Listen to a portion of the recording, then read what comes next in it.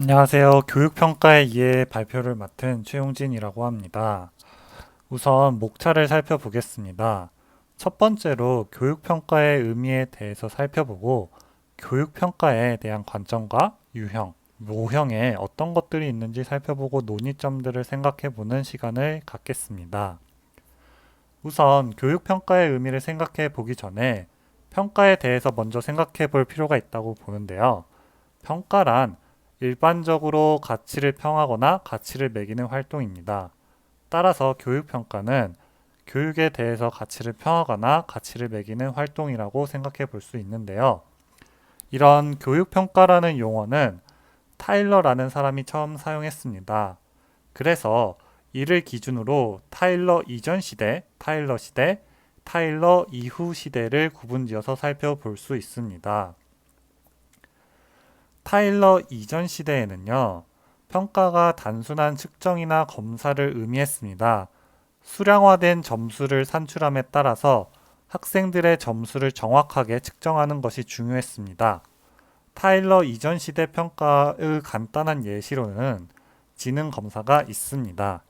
즉, 이 시대의 교육 평가란 곧 시험이나 검사 도구를 활용한 측정을 의미했습니다. 반면에 타일러 시대에는 시험이나 검사 결과로 판단하는 것보다는 교육 활동을 통해서 설정된 교육 목표를 얼마나 달성했는지를 확인하는 활동으로 규정했습니다.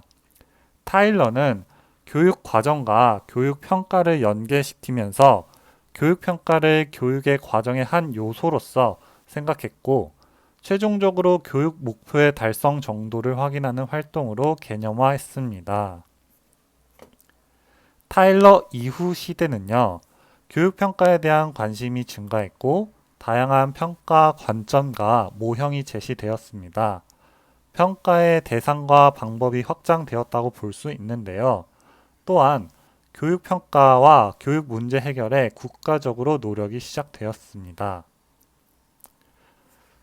타일러 이전 시대부터 타일러 시대를 걸쳐서 현 시점에는 교육평가가 어떤 활동인가를 생각해 볼 수 있는데요.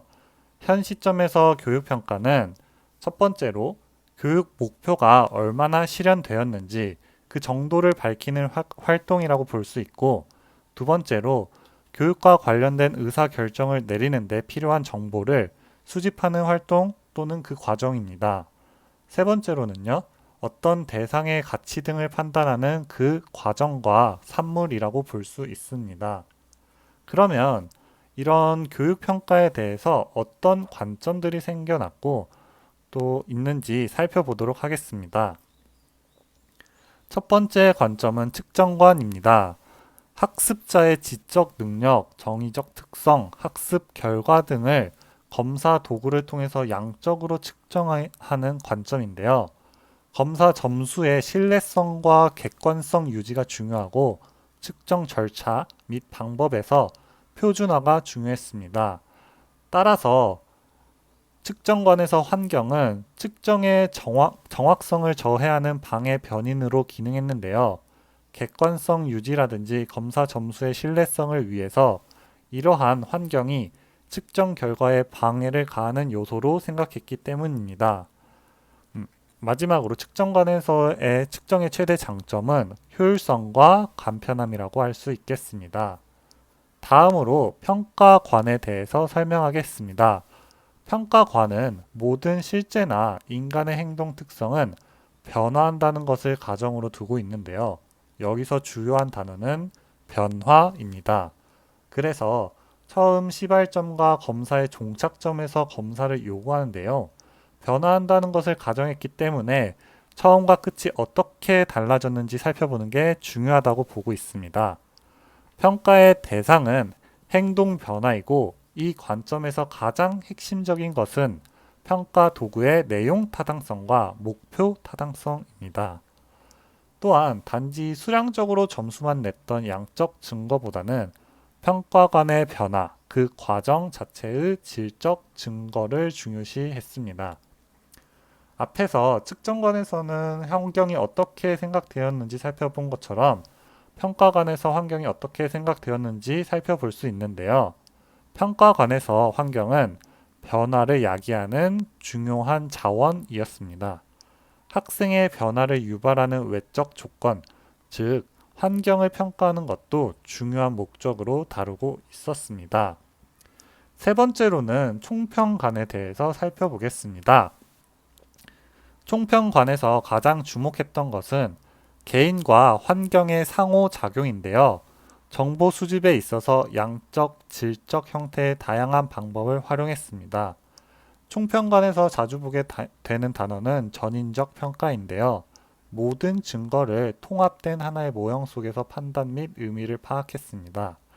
또한 총평관에서 구인 타당도, 즉 검사 도구가 측정하려고 하는 구성 개념을 실제로 적절하게 측정했는지 정도를 나타내는 정도에 관심이 있었습니다.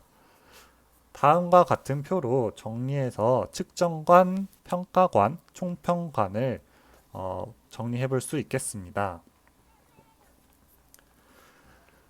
다음으로 살펴볼 내용은 교육평가의 유형인데요. 교육평가의 유형은 첫 번째, 평가 기능에 따른 유형 구분, 두 번째, 평가 기준에 따른 유형 구분, 세 번째, 평가 영역에 따른 유형 구분, 네 번째, 시간 제한 여부에 따른 유형 구분으로 구분할 수 있겠습니다. 첫 번째 평가 기능에 따른 유형 구분을 살펴보면 진단평가, 형성평가, 총괄평가로 나눌 수 있습니다.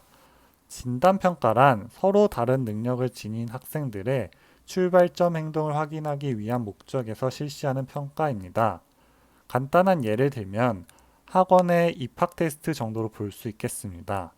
형성평가란 교수 활동이 진행되는 도중 수업 개선을 목적으로 실시하는 평가입니다.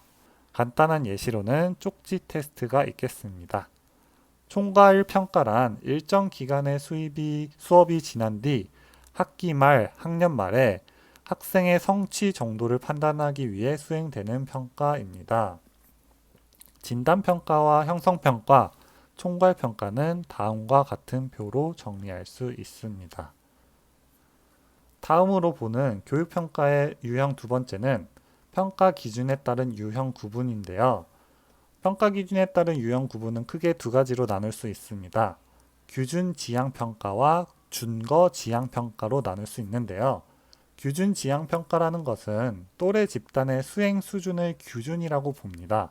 즉, 또래 집단의 수행 수준에 비추어 상대적인 위치나 서열을 밝히는 평가 방법입니다. 상대 평가라고 볼 수 있고 원 점수에 대한 상대적인 해석을 볼 수 있습니다.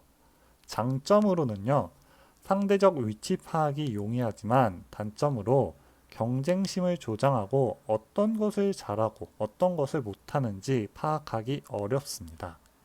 두 번째 평가 기준에 따른 유형 구분은 준거 지향 평가입니다. 준거 지향 평가는 교육 목표인 준거에 비추어 평가하는 목표 지향 평가라고 할 수 있습니다. 즉, 교육 목표인 준거에 비추어 학습자의 도달 정도를 평가하는 방법인데요. 쉽게 말하면 절대평가라고 할 수 있습니다. 원점수에 대한 절대적 해석을 할 수 있고 평가 기준에 도달했는지 도달하지 못했는지 판단합니다. 장점으로는 무엇을 알고 모르는지 정보 파악이 용이하고 서열식보다는 지적인 성취를 강조합니다. 단점으로는 이러한 기준이 되는 준거 설정이 어렵습니다. 준거에 대한 깊은 이해와 지식이 필요합니다. 교육평가 유형 세 번째, 평가 영역에 따른 유형 구분을 살펴보겠습니다. 학생의 인지적 사고작용을 평가하는 지적인 영역, 학생의 성격, 태도, 사회성, 도덕성과 같은 것을 평가하는 정의적 영역, 신체 능력이나 운동활동 등을 평가하는 심리운동적 영역이 있습니다. 평가에서 학생의 지적 영역, 정의적 영역, 신동적 영역을 균형 있게 평가하는 전인적 평가가 이루어져야 한다고 보고 있습니다. 마지막으로 시간 제한 여부에 따른 유형 구분을 볼 수 있습니다. 속도 검사와 역량 검사가 있는데요. 속도 검사는 시간을 제한하는 게 포인트이고 학생의 성취도 정도를 변별하는 데 도움이 됩니다.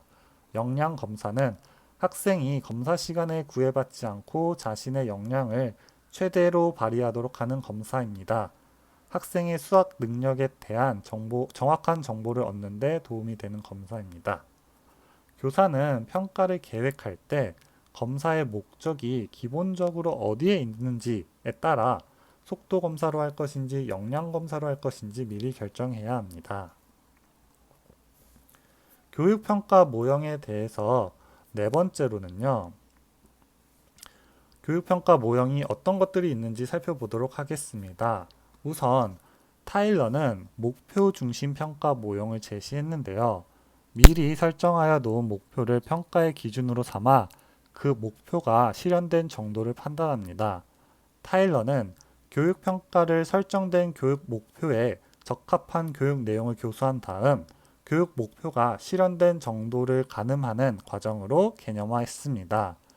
타일러의 목표 중심 평가는 교육 목표의 설정, 학습 경험의 선정, 학습 경험의 조직, 학습 성과의 평가의 과정이 있습니다. 교육평가 모형 두 번째로는 스터블빔의 경영적 평가 모형인데요. 평가를 의사결정자에게 필요한 정보를 제공함으로써 의사결정을 돕는 과정이라고 봅니다. 즉, 교육행정가가 올바른 의사결정을 내리는 데 필요한 정보를 제공하고 그 결정이 갖는 장점과 단점을 파악할 수 있도록 해줘야 한다는 입장인데요. 스터블빔의 조직 내 의사결정은 다음 네 가지 단계에 따라 이루어져야 함을 제안했습니다. 1번 계획 단계, 2번 구조화 단계, 3번 실행 단계, 4번 결과 단계인데요. 계획 단계에서는 조직의 경영 목표를 확인하고 선정하는 등 계획과 관련된 의사결정이 이루어져야 되고, 구조화 단계에서는 목표 달성에 적합한 절차나 전략을 설계하는 등의 구조와 관련된 의사결정이 필요합니다.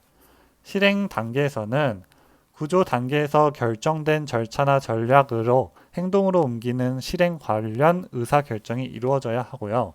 결과 단계에서는 목표가 달성된 정도를 판단하고 의견을 제시하는 재순환 관련 의사결정이 필요합니다. 스터블빔의 경영적 평가 모형은 상황평가, 투입평가, 과정평가, 산출평가라고 보는데요. 상황평가는 계획 단계 의사결정 경영 목표를 확인하는 등이라고 볼 수 있고, 투입평가는 구조화 단계의 의사결정 목표 달성에 적합한 절차나 전략을 설계하는 것이라고 볼 수 있습니다. 과정평가는 실행 단계의 의사결정으로 실행 구조화 단계에서 결정된 절차나 전략을 행동으로 옮기는 과정이라 볼 수 있습니다. 마지막으로 산출평가는 결과 단계의 의사결정으로 목표가 달성된 정도를 판단하고 의견을 제시하는 것이라 볼 수 있습니다. 교육평가의 모형 세 번째로는 스크리븐의 탈목표 평가 모형이 있습니다. 미리 설정된 목표에 실현된 정도를 판단하는 평가에서 벗어나서 그런 교육의 과정에서 발생하는 부수적인 결과의 가치까지 종합적으로 판단해야 함을 주장했습니다. 스크리븐은 교육 목표를 미리 알게 되면 그 목표에 근거해서 판단하려 하기 때문에 편견과 비합리적인 사고에 빠질 우려가 있다고 봤습니다.